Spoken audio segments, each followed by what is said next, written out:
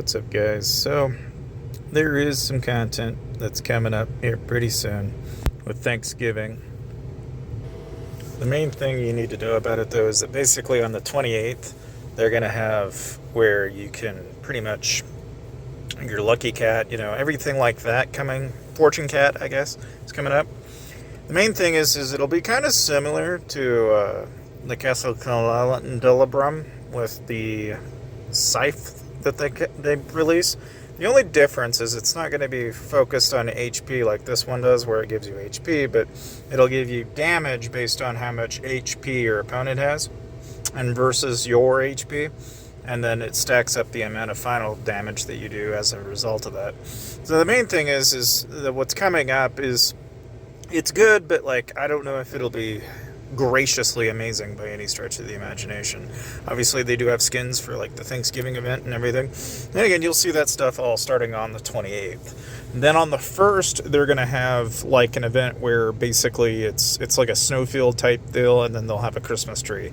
And then there's some stuff coming along with that. So again, I'm only going to very briefly discuss that because that is really not the focus of today's videos. If anything, what I'm going to tell you right now is I'm basically working on my Plume Monarch build, and what you want to do is basically just grab combo and crit rate is what you want. So I've been swapping out basically all of my gear pieces for combo and crit, and then I'm actually working on the avians element of this as well.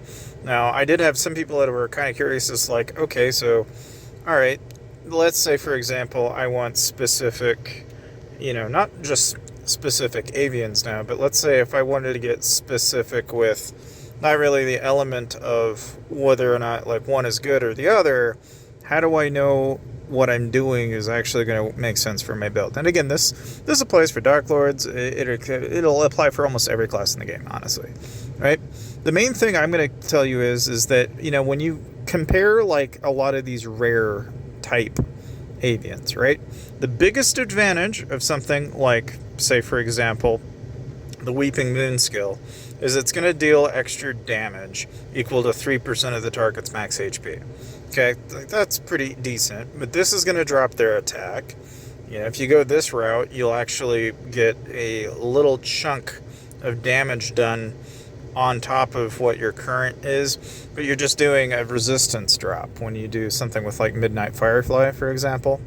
If you want to get Astronaut B-Duck, for example, you just got to take 2 Pinky Ducks and bring them together. And if you get this, it only pops every 16 seconds, but you'll get a shield up to 10% of your HP for 6 seconds, and you'll get a 15% attack boost, which for some people, this is advantageous, and for a lot of PvP players, not so much. And Dense Cloud's a really popular one for anybody that's running Dark Lord, anybody running Prophet. It's the go-to for mages, and really all you need here is Infinite Dream, and then basically everything that's going to give you a stupid amount of skill crit. Because again, the idea here is you want regen and skill crit damage in order to be able to do as much as you possibly can to combat what is amounting player-based fighting. It's not terribly useful if you're going to be trying to spot on speed, which is why I see a lot of people now are kind of looking back at somebody like Coconut Ball, for example, and they're going, oh hey, wait a minute, this increases my attack speed by 5%, and it does this by 2% for every 10% HP lost. So I'm also working on a version of this where, for example, I get quick but dull, one-sided attack. I'm just trying to get shroom combo now instead of a bad affix, like Squib, for example, and try to pair that up with crit damage. Because Coconut Ball could be very useful for a Plume Monarch, because you're ultimately looking for attack speed in that build.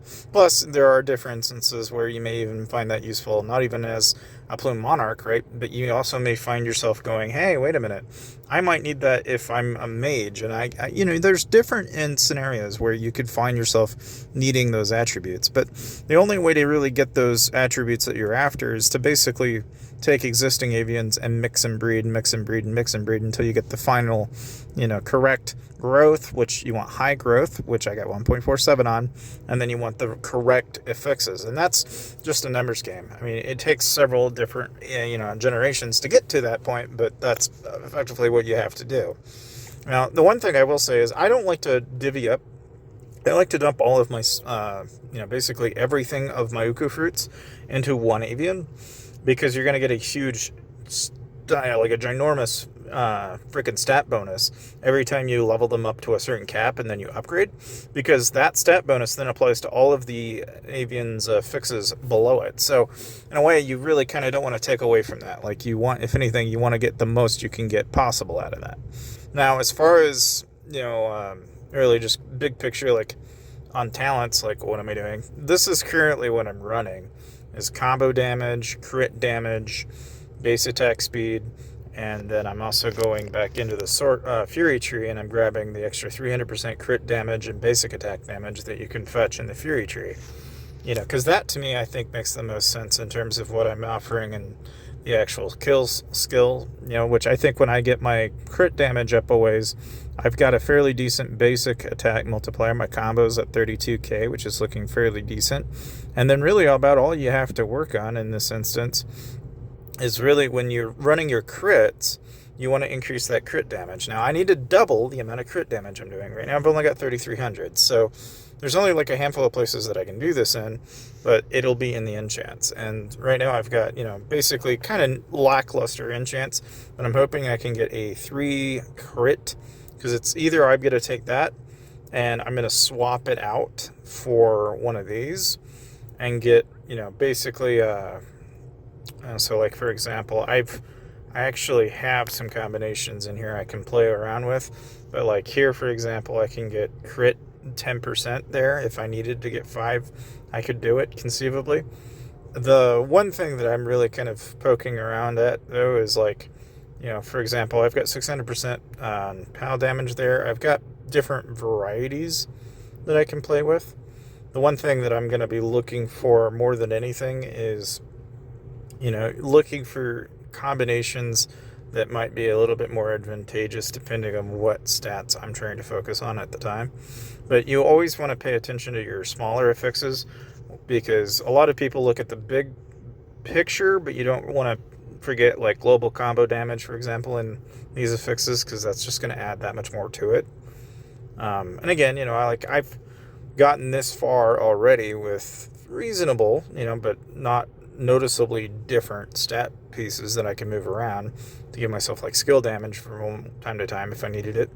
But if anything, I'm really looking forward to grabbing, so like, for example, I got bass damage there, I've got defense. I might actually poke around and see if I can get another Furious Gale or a crit that gives me crit damage in here and give me 600% crit damage, because I may end up having to go that route. Because really, as far as the enchants are concerned, I don't know if I'll really tweak that any more than I have. I may just strictly move 2 of the skill damage pieces over to crit and make it that way, and then to surface over the amount of crit damage that I'm missing.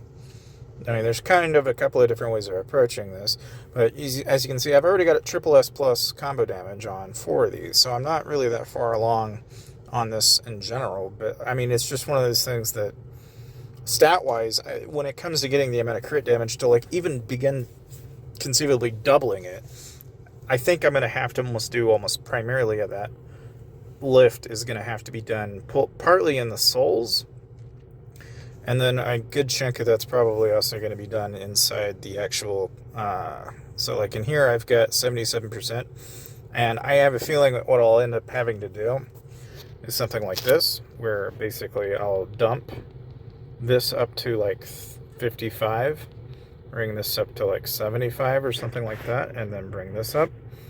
Because what that does is that brings up your crit damage up to 4k, which gets you a little bit closer in the ballpark, but you do sacrifice quite a bit of your combo damage.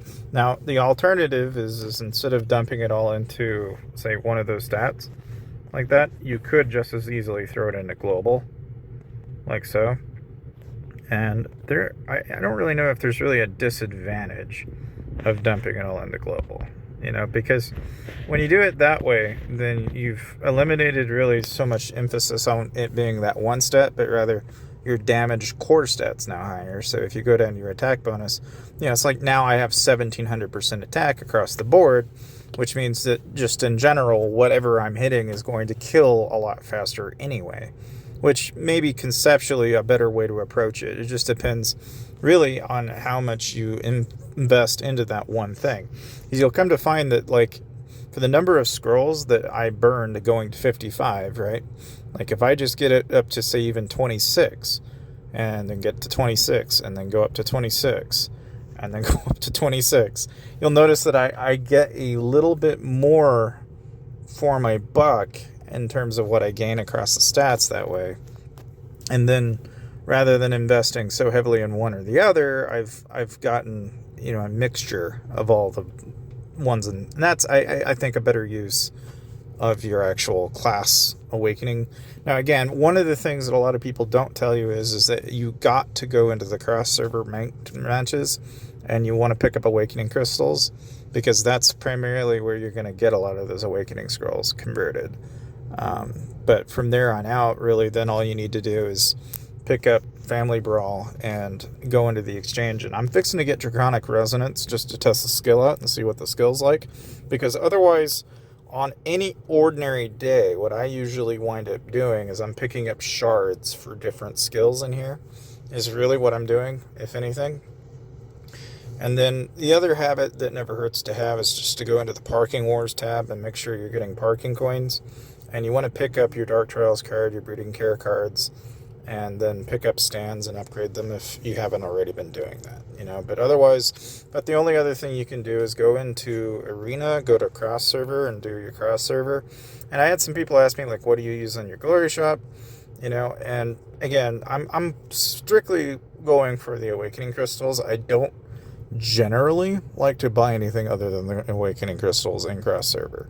Now during, like, your Cross Server Showdown, and you get all your tasks and everything, then and only then do I pick up, like, I'll probably pick up, like, enhance ores from time to time. But again, it's the emphasis on shards is really about where I'm at with that. Like, I don't tend to drop too much on anything else, and then I'll pick up, like, so, like, for example, I'll grab some magic lamps from time to time. I'll grab soul essence. These are all things I think that are worthwhile in the long term. But in any case, if you want to save some money, make sure you check this part of the video.